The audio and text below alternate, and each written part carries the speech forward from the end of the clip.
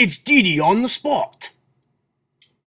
Welcome to another episode of DD on the Spot. As always, I'm your host, Ryan Johnson. Before I get to our guest here today, I'd like to remind everyone that if you enjoy this content, to please give a like and subscribe down below. We greatly appreciate it. We have Georgie Massey here on the podcast. She's coming to us all the way from the land down under, Australia. It is a very weird and very big time difference I'm going to ask. Before we get started, though, I got to ask Georgie, what time is it over there right now? It's 11 a.m. Now, for everyone listening there, it is 8 p.m. where I am on Thursday, and it is 11 a.m. Friday where she's at, just to give you a little difference of the time period. But, Georgie, it's great to have you on the show. Thank you. Thank you so much for having me. Absolutely. So why don't you give us a little bit of a backstory on what got you into health and fitness? What inspired you to take that route? So it was actually my boyfriend that got me into it. I'd come out of a period of my life where I was very unhealthy. I'd been partying a lot.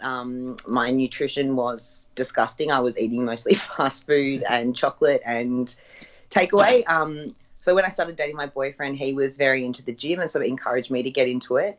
And yeah, I really enjoyed it. I really enjoyed weights training. And from there, I sort of got more and more into it. And yeah, the rest is history.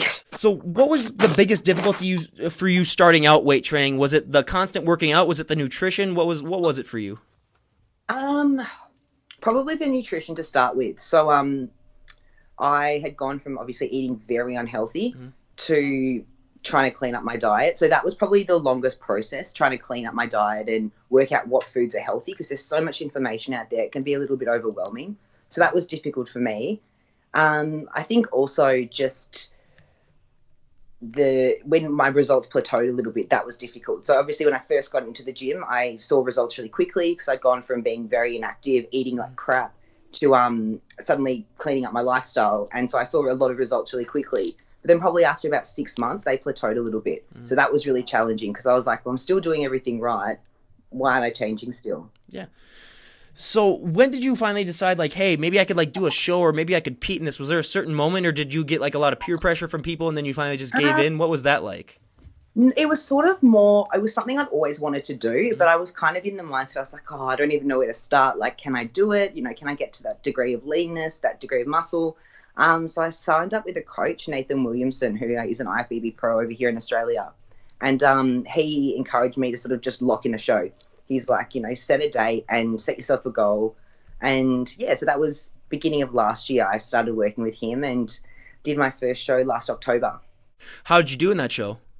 I came third. Oh, that's awesome. That's yeah, awesome. So I was so happy for my first show. What was prep life like for you? Was it a huge shock to your system? Because like you said, going from eating unhealthy to then just eating really, really strict. How did you adjust to that? So it was very challenging. Probably the hardest part was the social restrictions. So you're eating very clean. You're very regimented in what you're eating. For me personally, I weigh everything when I'm in prep. So it was just that, like, you know, friends would be going for dinner, and that social aspect was difficult. And it was also hard at the beginning, or during my prep last time, I was working at a really lovely cafe, which had all these amazing cakes and stuff. So I was constantly surrounded by good food. But it's almost weirdly satisfying finishing the day and being like, you know what, I worked with cake and everything all day and I didn't eat a thing. It's almost like a weird challenge. So when you were starting, did you sort of, there's always been that fear a lot for women. It's gotten a lot better now, but there's that fear where if you touch one weight, you're going to turn into the Incredible Hulk.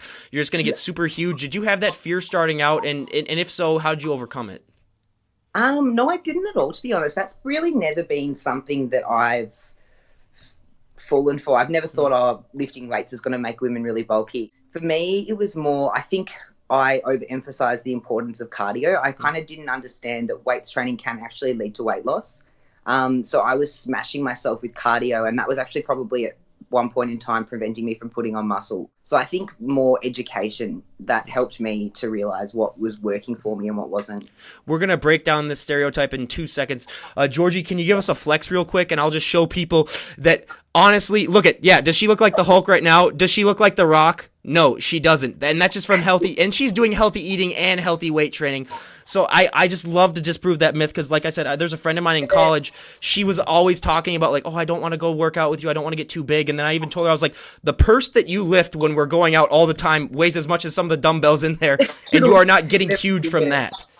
Absolutely. No, exactly. Yeah. And I actually work in a supplement shop, and the amount of women that come in and that fear, oh God, if I do weights, it's going to make me bulky. If I have protein, is that going to make me bulk up? I'm like, no, it's not. Don't worry.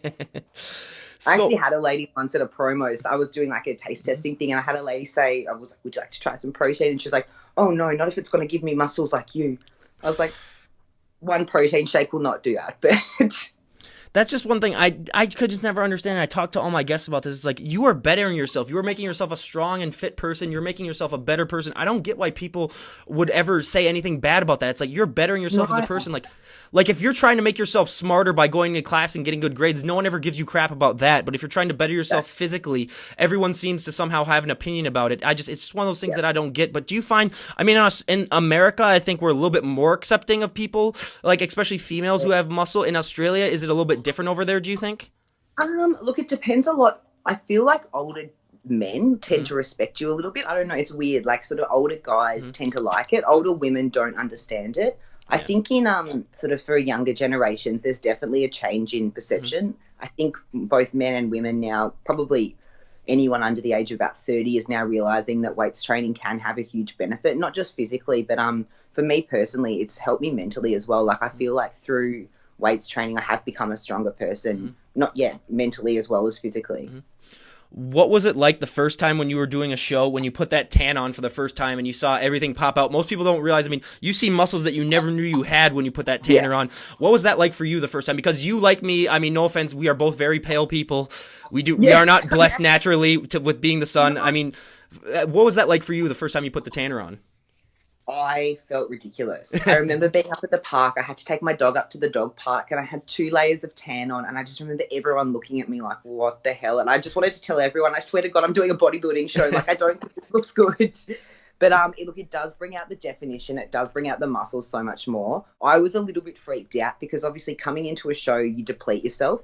So you want to get rid of any excess water, fat, and then you fill up again just before the show. So when I first got my tan on, I felt tiny, and I was like, oh my God, I've got no muscle. I'm just like this stick. But you fill up again before you jump on stage.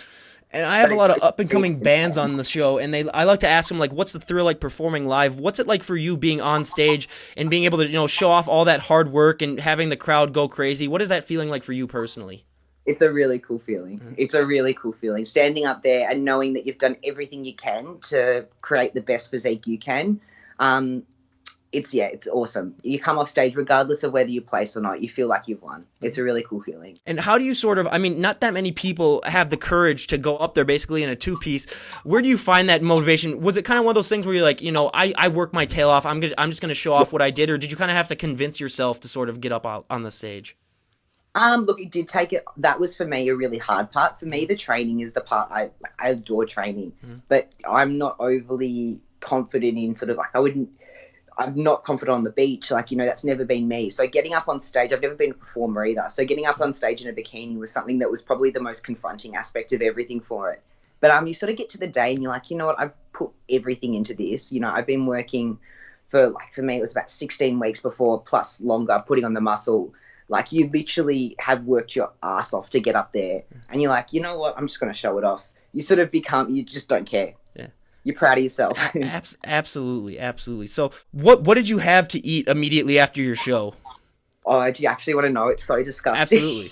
I ate a whole pizza, and then we got Krispy Kreme donuts and Ben and Jerry's ice cream, and made like this Krispy Kreme Ben and Jerry's bowl. Oh, I ate so much food, but yeah, it hit the spot. That sounds amazing. And since we're starting to talk about food, this is one of the few I'll be including some Australian questions in here, but explain to people who don't know, what is Vegemite? Because that's a very popular Australian thing that most people don't understand what it is. What is Vegemite?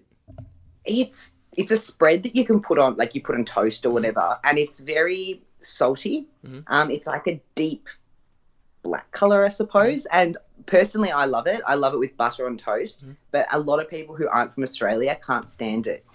I know, that's what I've heard. Like, I saw Chris Hemsworth was on Jimmy Fallon or one of those shows, and he brought Vegemite on for him, and everyone's like, oh my God, this tastes terrible. How can you eat this? But yeah, Vegemite people love. I mean, I learned about Vegemite from, of course, the song Land Down Under by Men at Work. And I gotta ask, like, do Australians get annoyed by that song and like foreigners always playing that song or assuming that that's like Australia's national anthem? A little bit, Yeah. yeah. I was gonna say, I had a friend that like spent a semester at Australia, and every time that song would come on the radio here, I'd snap him, and I'd be like, "Oh, thinking about Australia right now," or whatever, and then he got annoyed. So I was like, "Yeah, people from Australia probably are."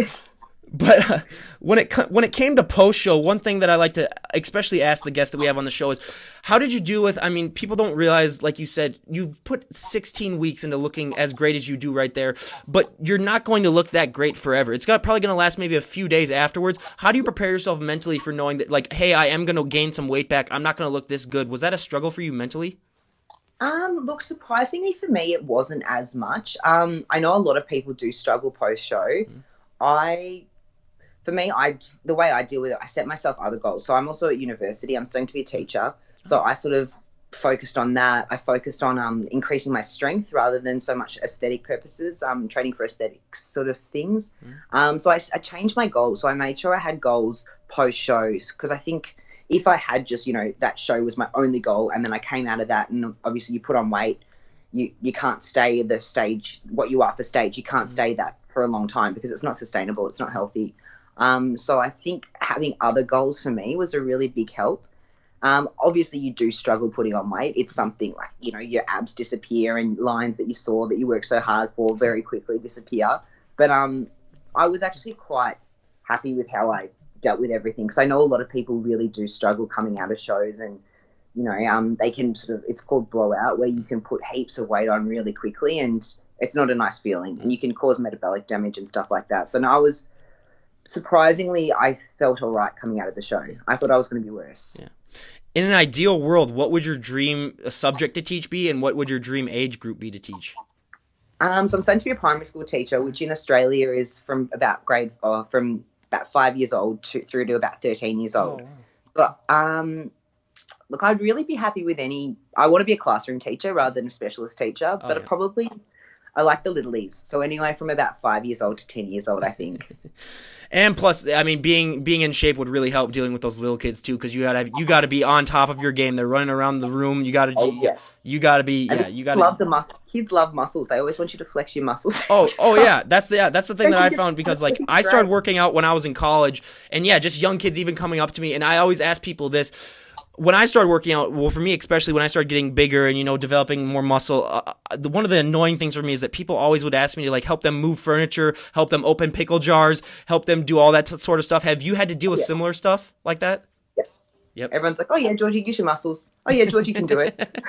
Damn it. How do you deal with that? Because I mean, my summer is almost booked. Like every weekend, people were like, "Oh, we're moving out. We're getting a new apartment. Can you help us? We have like a couch that you need to help to move." Have you just accepted that that's what it's going to be like, or are you kind of shying away from it?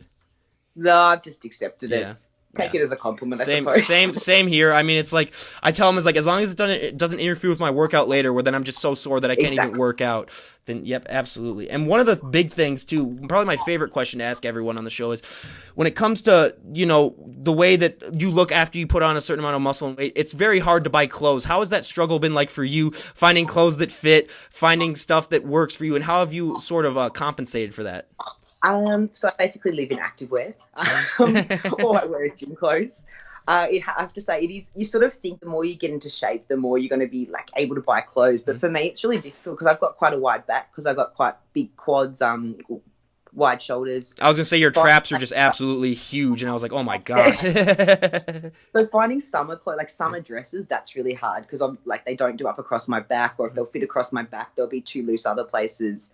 So I've just had to pretty much find a style that works for me. So I tend to live in either gym clothes or like high-waisted stuff with sort of loose t-shirts. That's my go-to.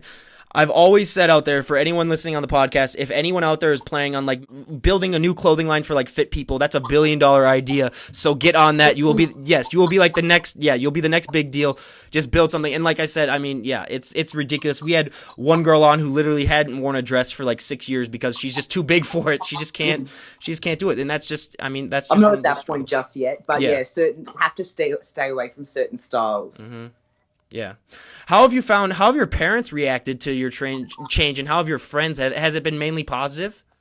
Mum at first, my parents are very supportive of everything I do. I think mum at first was she didn't understand it, and she just I think she was probably in that old mindset where you hear bodybuilding and you think, real drugged up women who have started to look like men. Yes. So mum, I think at first was a little bit resistant to it all, but once she sort of learnt about it all, she thought it was really cool, and she realised it wasn't, as intense as she had originally thought maybe. My dad loves it. He thinks it's awesome. And most of my friends all my friends are pretty supportive. I think the one thing they struggle with, it's like, oh, well, you can't come out for a drink. Why can't you drink? Like, why aren't you going to come get drunk with us? But I'm like, well, I'll do that in the summertime, or once the show's done, I'll come. What is the drinking age in Australia? 18.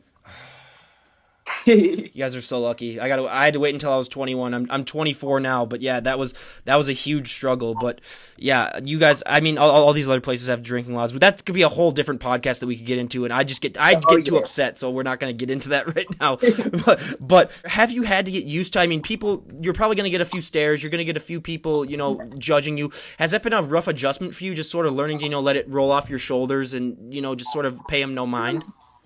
Yeah, look, to be perfectly honest, I've been pretty lucky. Everyone's been relatively positive. Like, occasionally you get a few people who make a bit of a comment or sort of, something negative, or you look like a dude. But you just learn to shrug it off.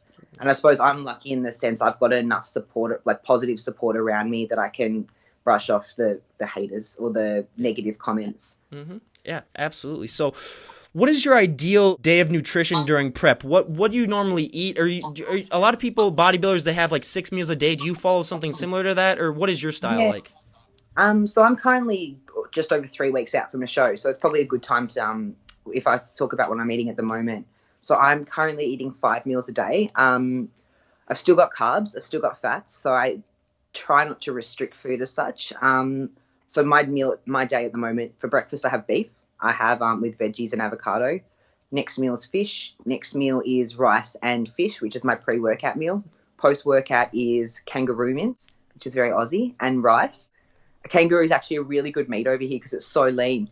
And then my final meal is fish and vegetables. You actually read my mind, because when you're talking about food, I was like, ask her if there's ever a thing as kangaroo meat, and then you just answered that. No, it's really popular here. If you could describe it as anything, I mean, does it taste like anything else, or does it just have a very distinctive taste? It's pretty distinctive. Probably the closest it would maybe be beef. Yeah. But it's leaner than beef, and beef would probably be the closest, but it's still a little bit different. Mm-hmm. I was going to save this question for later, but since we brought them up, how often do you see kangaroos just in public? Are they around a lot, or is it sort of like an overstatement when they think of Australia, they just think of kangaroos all over, or is it more kind of like rarely you'll see them in the wild? No, you do. So look, it really depends what the area you're in. Mm-hmm. So I've actually moved. I was closer to the city, and down there you would rarely see them, but I've moved further away from the city, and you do see them a little bit more. So if you get sort of out of the main areas where there's a lot more land, you'll definitely see them, like early mornings, sort of at sunset. You could see them. A lot of golf courses, if you look at like at sunset or sunrise, you get kangaroos everywhere. So you definitely do see them around. We were talking earlier. She was saying that how she loves squirrels over in the U.S. and that they don't have any in Australia. But you have the cutest creature of all time. What is the name of that rodent that always smiles on its face? It always has a smile. Yeah. Yeah, those are the cutest things ever. All those videos that they have of people like just going up and feeding them. Are they really popular around Australia, or is it more of just a certain area? They're literally found in one area. So I think it's called Rottnest Island, which is just near Adelaide. Oh. So quite far from where I live. But I've actually been there and I've seen them, and they're the cutest little things. I was gonna say, everyone, if you haven't already, look them up. It's one of those things where you can't believe that something is like that. It's unbelievable. Yeah. And one of the questions that I love to ask, I mean, I'm from Minnesota, and if you aren't really too familiar, we get probably the roughest winters in North America when it comes to that time. We can get to negative 25, negative 30, just basically nothing that you'd ever want to live in. But being in Australia, where it's a nice temperature at all times, we in Minnesota have a saying where it's like you only got to look good 6 months out of the year, because the other 6 months you're going to be in a sweater anyway, so no one's going to be able to see. So do you find any of that extra added pressure, like being in Australia where it's a warm temperature all the time? Do you ever feel that extra added pressure just to look good year round? Look, not really, to be honest. I think if I probably lived somewhere like the Gold Coast, which is up north of Australia, there's a lot more where it's warmer year round. I think there'd probably be a bit more pressure. But in Melbourne, over winter, where we do stay pretty cold, like what today, where I don't think it gets about 11 today, 12 today. So look, it's not too bad. The last couple of years, I've actually had my shows towards the end of winter. So I've been probably in the worst shape during summer, but I try and maintain a relatively good shape year round and not blow out too much. Which I have to classify for everyone in the United States. When she's saying, remember, they're just getting out of winter right now, and we're about to go into winter. So I'm just making that as clarification for everyone. Yes. That's another weird Australian fact that we will be going over. I mean, it's just I'm talking to someone from another place of the world right now is just such an amazing thing for me right now. I'm literally, just super excited. But going back to sort of your nutrition aspect, what is the hardest thing for you personally? Is it just all the constant eating, or have you always been, has it always been a challenge that you're readily able to accept, or what's the hardest part about nutrition for you? Probably not restrictions, but I love food. I get so much enjoyment out of food. So when I'm in prep, not being able to eat, pizza and pasta and all of those delicious things. So I love dirty food. Like, I love big burgers. I love donuts. I love all of that. So not being able to eat that's probably the hardest part for me. Have you ever been to any other places other than Australia? Have you traveled around at all? Yeah. I have. So I've never been to America. That's one place I'd love to go, but I've traveled around Europe. I've been to quite a few places in Europe, been to quite a few places in Asia. So I've been to Singapore, Hong Kong, Vietnam, Thailand, been to New Zealand. So I'm lucky. I've traveled a little bit. Yeah, I mean, that's one of the things that we as Americans need to do more of. We're notorious for not, traveling as much. We stay in the same place all the time. So during all of your travels, have you found that it's different when you're going and visiting all these different cultures? How different is it for you? What was the strangest place that you've been to? Singapore was not weird, but a lot of people stare. Everyone just stares. So that was probably, but yeah, Thailand, the food was very different. Didn't sit very well with me over there, but I loved Europe. That was my favorite. Yeah. I love Europe. When I was going to say, when you're talking about the big burgers over there, I was like, yeah, come to America if you want to see a big burger. Yeah. So now we go to the audience favorite part of the podcast, a little questionnaire, sort of a getting to know you that we like to do. So this will be about a dozen questions that we'll ask and get her answer. So for our first question, what is your go-to workout song at the moment? It always changes. I have to say, I like listening to like mixes. So there's this DJ in Australia called Press Play. Mm-hmm. So I always listen to his mixes. It's like a sort of remixed radio stuff. Mm-hmm. Awesome. So now for our second question, if you could work out with any celebrity on the planet, who would it be? The Rock. Yes. Yes. I gotta say that goes across all continents then, because out of the you're our 18th health and fitness guest, and 16 of them have said The Rock. Yeah. For the celebrity question. Now I'll redo it. So now, if it was just an Australian celebrity, who would it be?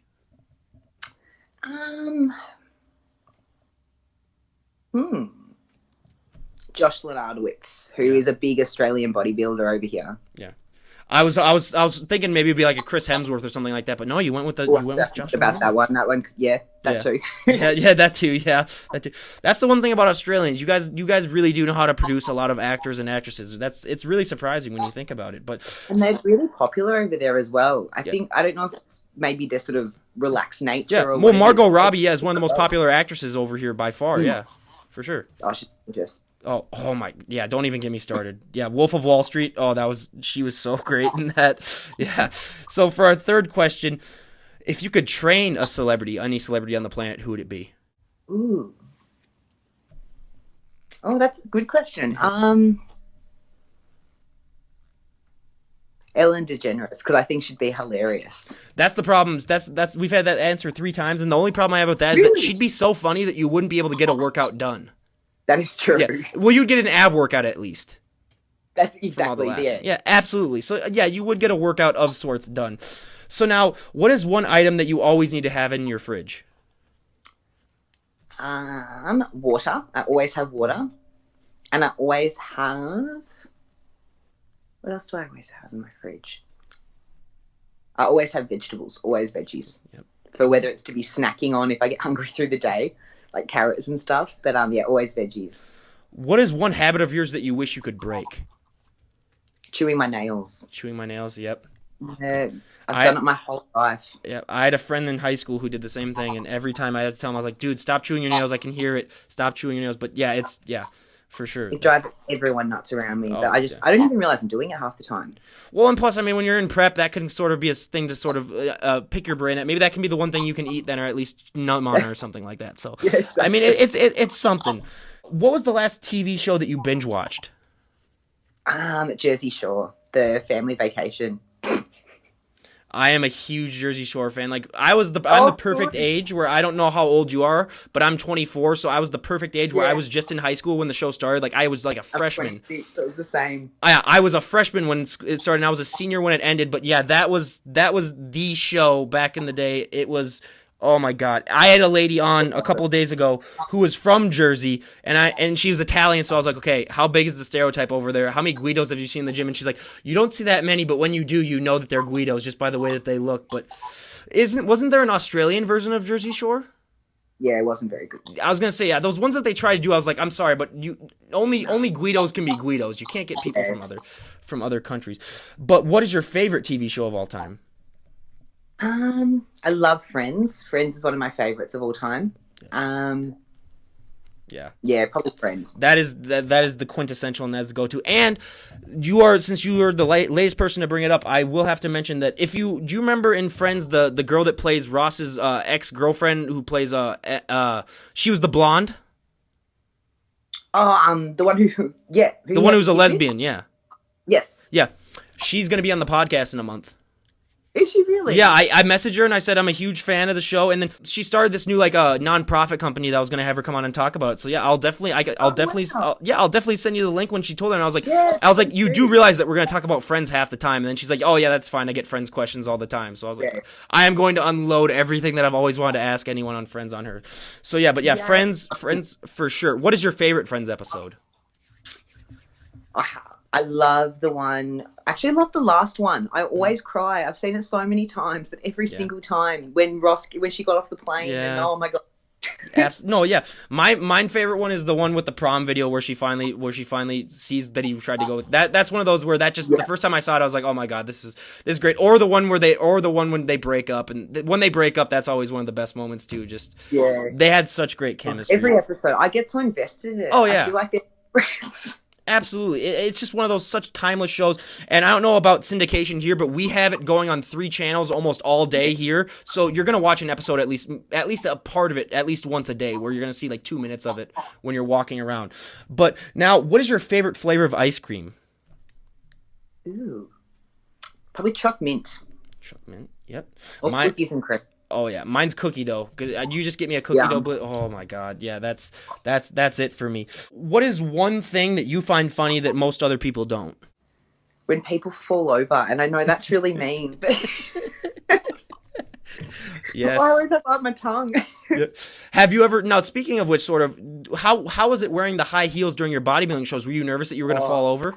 I did. Oh, you did? I actually fell over, but luckily it was backstage. But oh my gosh, it was so embarrassing. Like walking through the men's area to get onto stage, and it was like where all the tanning touch-ups was happening, and I just went boom and just fell on my bum, and all these like big tan men tried to pick me up. I was like, oh my God, I'm sinking to the ground. Did you see anyone else? Have you ever seen anyone else fall at any of those shows? Actually, a girl I know fell over at a recent show. She fell over on stage. I was gonna say, please tell me that you didn't laugh. No, I didn't laugh. I was gonna say, if you were the one person laughing in the background, that would have been actually. She's good though. She's laughing about it now. Thank God. Yeah. So, what is your favorite fashion trend of all time and least favorite fashion trend of all time? Favorite fashion trend is that fitness clothing has become trendy. I'm very happy about that. Least favorite fashion trend. I don't like all the. I'm gonna offend people at this point, but the free the nipple stuff, I'm not a huge fan of that. Oh, yeah. Yep. You're the first person that's brought that up, and I can say, yeah, totally. Yeah. Yeah. Some things are better left unseen in the public, for sure. That's what I think. Yeah, I gotta say, probably my favorite fashion trend of all time is flannel. I'm just a huge sucker for flannel, but UGG boots are my worst. Come on, people. It's like, show some self-respect, for God's sake. Absolutely. They're big over here in Australia. Oh, they are? Yeah. Yeah. Yeah. So I gotta ask, when it comes to the United States and Australia, how is it mainly represented in Australian TV shows? Do you feel that you guys get like a fair representation of what the U.S. is really all about, or is it some of it like stereotypical? it's quite stereotypical. Yeah. At the moment, I think with the whole Donald Trump thing, we do Yeah. laugh at America a little Yeah. bit. Deservedly so. You guys can laugh at us all you want. That's our bad on that one. Yeah.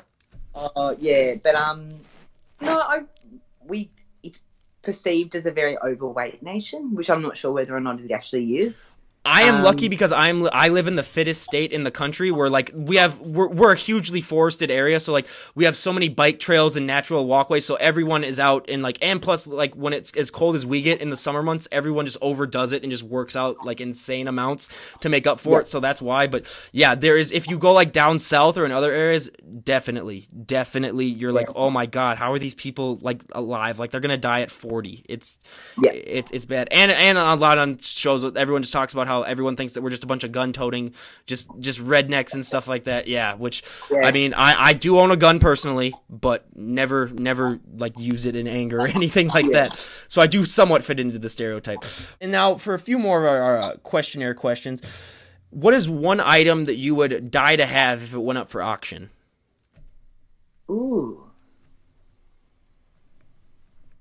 good question.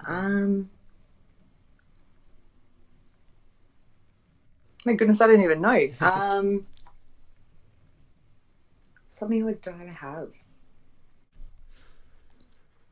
We could say like if Chris Hemsworth or someone went up for auction, you could have that. Yeah. Like that. Well, now I actually, most disappointing part for all of the men out there, she does have a boyfriend, everyone. So now we'll hear all the oohs, ahs, like, oh my god, no. A lot of people are gonna exit out. They're gonna be pissed off now. No.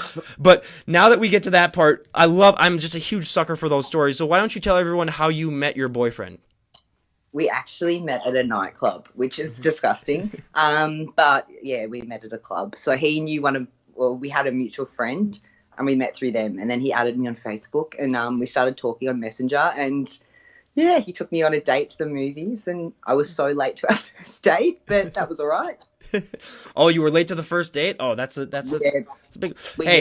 Hey, I mean, yeah, people are late all the time. Especially with this podcast, I've had to deal with people and their time problems so much where I completely understand now. It's a big hassle. So now, if you could have a superpower, what would it be? Ooh, invisible and the ability to fly.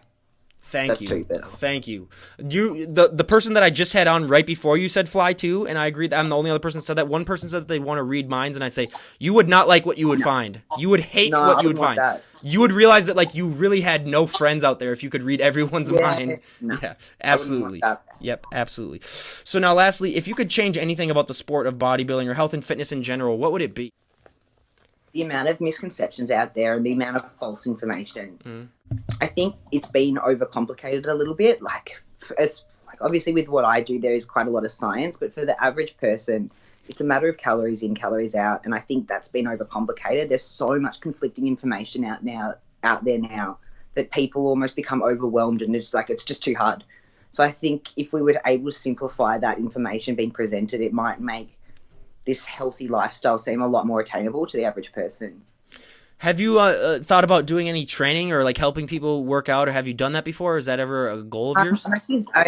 I'm doing my PT course at the moment, and I work in a supplement shop as well. So I work for AAA Supplements, which is a really large supplement chain in Victoria in Australia. And through that, I'm able to help people with choosing the correct supplements for their goals. And we get a lot of people who just want to talk training, nutrition as well. What would you say is the number one excuse that you get by people when you're trying to get them to adapt a more healthy and fit lifestyle? Time. I don't have the time. Mm-hmm. Yeah, it's ridiculous because I've had people that have come on that are like nurses that work like 12-hour shifts and they still find a way to work out. It's all about determination and willpower. And what do you normally say to people when they do say the time thing? Is it more of kind of like the similar answer? Or do you kind of like to use other examples? Yeah, I do. And I'll say, look, a friend of mine, she's a nurse, she does shift work, she also works as a PT, she does this, and she still finds time to train. Mm-hmm. And I think it's more, I try and help them realize that it's not so much they don't have the time, it's just that they're not prioritizing their time effectively. Mm-hmm. Yeah, absolutely. So now, I like to ask these questions too, they're especially important. What would be your best piece of advice to someone if they came up to you and, said like, oh my God, you look great, I want to look like that, or I want to adapt a more healthy and fit lifestyle? What's the best piece of advice that you would give that person? The best advice would be it's not going to happen overnight. Mm-hmm. So for me, I've been training now for about 3.5 years. Mm-hmm. And it's been a long process. So look, it won't happen overnight. My number one piece of advice would be don't give up if you don't see results immediately, because they will happen. Be consistent, be committed, and eventually the results will come. Absolutely. So now I had a few more Australia questions that I'd like to cover before we wrap it up here. It's so fascinating. I'm still just mind blown by all of this.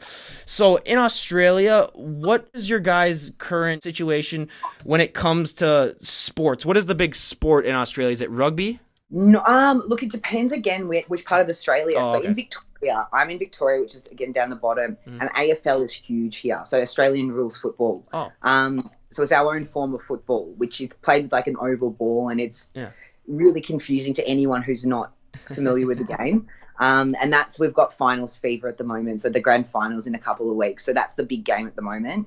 Soccer's definitely taking off. And I think in Sydney or in New South Wales, in Queensland, which are 2 other states within Australia, rugby's huge. So obviously, I mean, everyone can sort of tell from your accent. You have a very, very awesome Australian accent.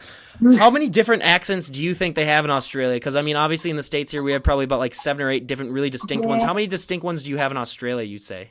Look, I would probably say just the one. There are people that say that you can tell what state people are from the way they talk.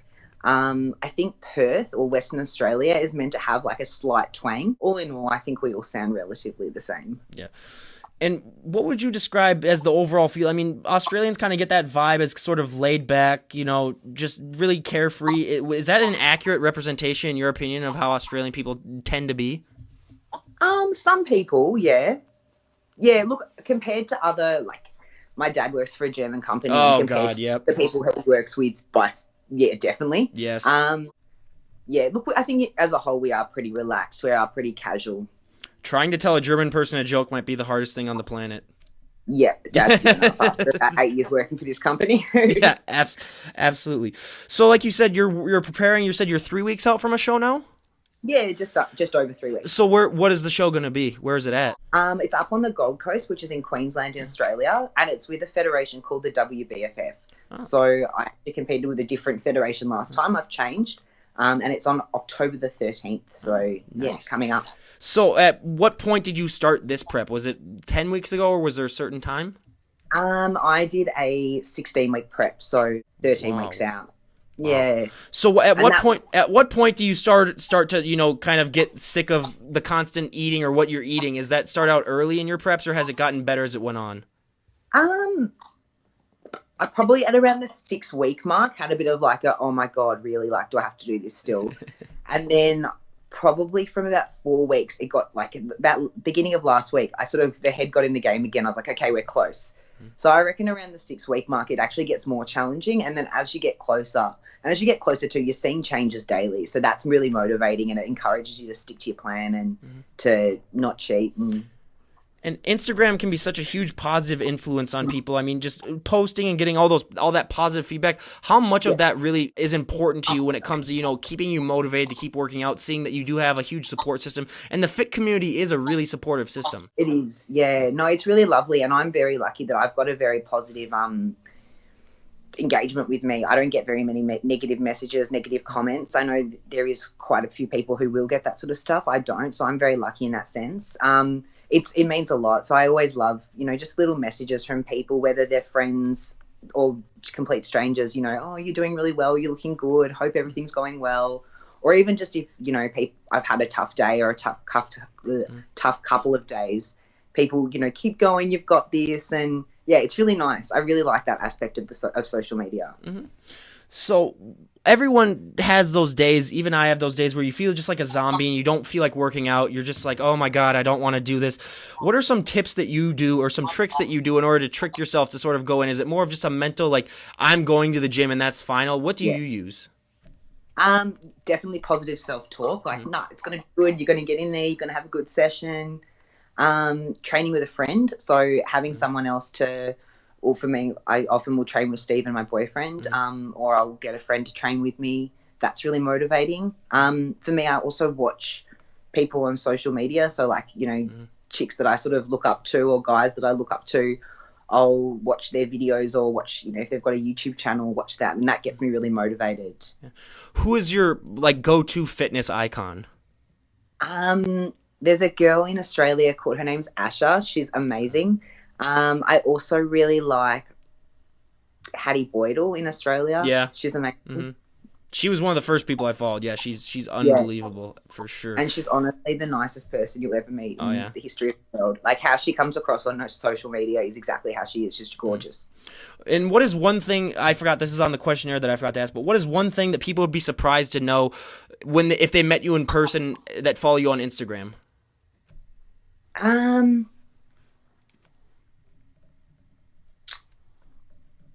That I talk a lot. I don't shut up.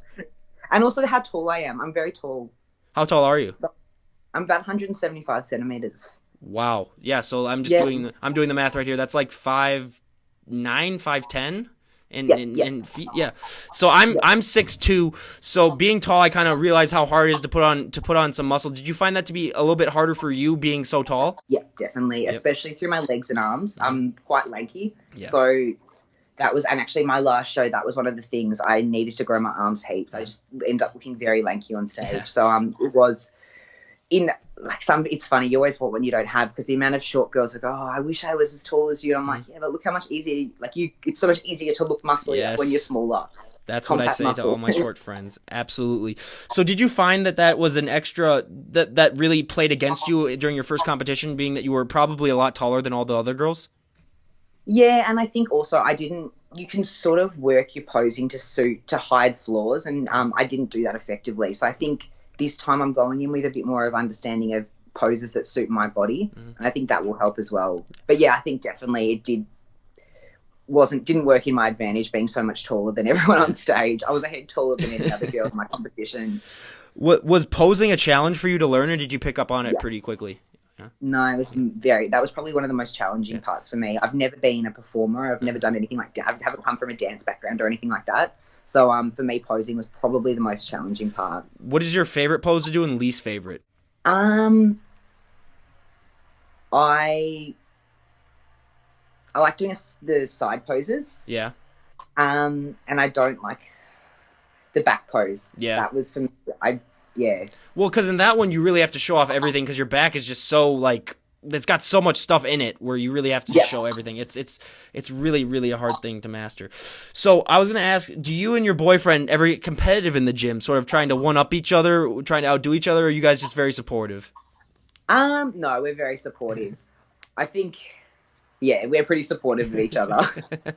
I was going to say, because I've had some couples on here who are just like, yeah, sometimes if one of us is having an off day, we like to give each other a hard time. But that's it. Especially, have you guys ever been on prep? Does he compete as well? He doesn't. I was going to say, because I just had one couple on who they prepped at the same time. And I was like, how does that work? Because you guys were both going to be hungry. You guys are both going to be usually in a bad mood sometimes. How does that work? But yeah, thank God he doesn't then too. So do you kind of have to rely on him then when you're in prep mode? Because you have prep brain, as some people like to call it? Yeah, so he's very supportive. I'm very lucky. Yep, that is great.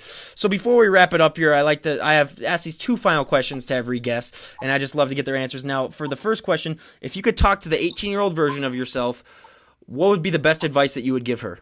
Oh goodness, that things will get better. That you're going to go through tough times, but it will get better. Stick in there. And where do you see yourself in a year? Will you be ready to be teaching by then, or will you still be, really going hard at it with bodybuilding? What's the future looking like for you? I'll still be at university doing teaching. I finish that at the end of next year. Okay. I'm hoping probably end of next year to do another show. And look, ultimately my dream is to go pro. I'd love to go pro and then compete as a pro athlete with the WBFF. That's the ultimate goal in regards to competing. Yeah. So when it also comes, once you become a teacher, people don't, that's a hard enough time commitment in and of itself. Have you found ways that you're going to try to, accomplish that to be able to still be able to train while teaching? Not really. I haven't really thought about that yet. I think it's just organization. Even at the moment, organization for me is I have to be organized or I get so overwhelmed. But yeah, or probably organization and planning. Well, you can always just probably squat and curl some of the kids too if you're teaching the young kids or whatever, just That's it. just to get a workout in between classes. Just be like, Exactly. kids, come over here. We got to do a little workout. So absolutely, and I mean, Georgie. Bench press. Oh yeah. Just be pressing kids like when the parents walk in. Oh hey kid, parents. Nothing to see here. So again, Georgie, I mean, it was so great having you on. It was great. You're our first Australian guest. So I do have to say right now, I prepared her for this, but I gotta say, Aussie, Aussie, Aussie. Oi, oi, oi. Okay, thank you. Now my life is complete. Now I can die. I've always wanted to do that. So again, Georgie, we cannot thank you enough. Everyone, go and follow her on Instagram. I'll leave the link down below. Just watching her doing some of her workouts or seeing some of her photos, you will be inspired to get off the couch and stop eating some Twinkies to get a more healthy and fit lifestyle. And for people in Australia that are looking for some advice, where are there other ways that people could find you other than your Instagram?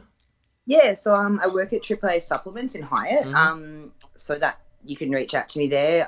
Give us a call, message us, whatever. I train out of a gym called Iron Kingdom. You're more than welcome to come up to me if you ever see me there. I'm always happy to answer questions. And yeah, just reach out to me through Instagram, Facebook, whatever. I'm always happy to answer questions. Yeah. Oh, and lastly, you brought that up when you were talking about coming up to you in the gym, but being that someone who has developed, muscles and is bigger, have you found that you've actually had to be nicer to people in order, because there always is that stereotype of people who are big and muscular that they might not be the nicest people. Have you found that you've kind of had to overcompensate for that? I think people quite often go, "Oh, you're actually quite nice." Yeah, a little. As soon as I open my mouth, I think people realize that I'm just an idiot, like I'm just a dork. So it's fine. Oh, that's awesome. So again, you guys, Georgie, we cannot thank you enough for coming on the show. And I mean, you represent Australia well, and everyone's ears for the last hour were positively influenced by that Australian accent that I can just not get enough of. So again, thank you so much for coming on. And is there anyone that you'd like to give a shout out to before we wrap it up here? I'll